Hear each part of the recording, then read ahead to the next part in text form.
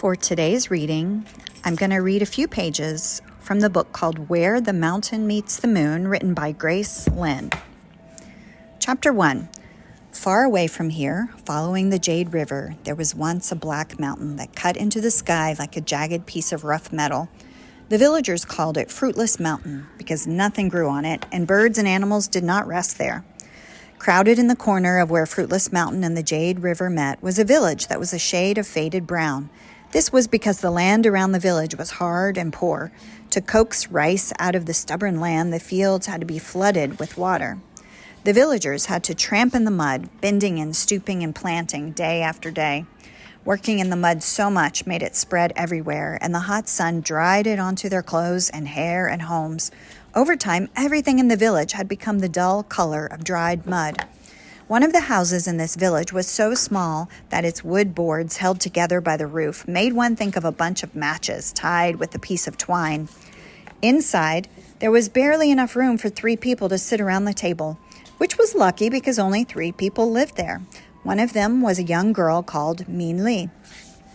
Min Li was not brown and dull like the rest of the village. She had glossy black hair with pink cheeks, shining eyes always eager for adventure, and a fast smile that flashed from her face.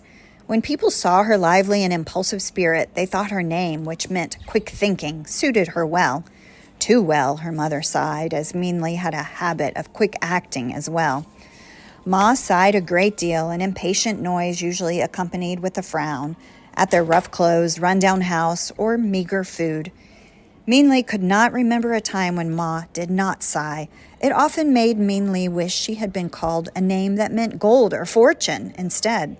Because Min Li and her parents, like the village and the land around them, were very poor. They were barely able to harvest enough rice to feed themselves, and the only money in the house was 2 old copper coins that sat in a blue rice bowl with a white rabbit painted on it. The coins in the bowl belonged to Min Li. They had been given to her when she was a baby, and she had had them for as long as she could remember. What kept Min Li from becoming dull and brown like the rest of the village were the stories her father told her every night at dinner. She glowed with such wonder and excitement that even Ma would smile, though she would shake her head at the same time. Ba seemed to drop his gray and work weariness. His black eyes sparkled like raindrops in the sun when he began a story. "Ba, tell me a story about Fruitless Mountain again," Min Li would say, as her mother spooned their plain rice into bowls. "Tell me again why nothing grows on it." "Ah," Min Li's father said, "you've heard this so many times. You know. Tell me again, Ba," Min Li begged. "Please."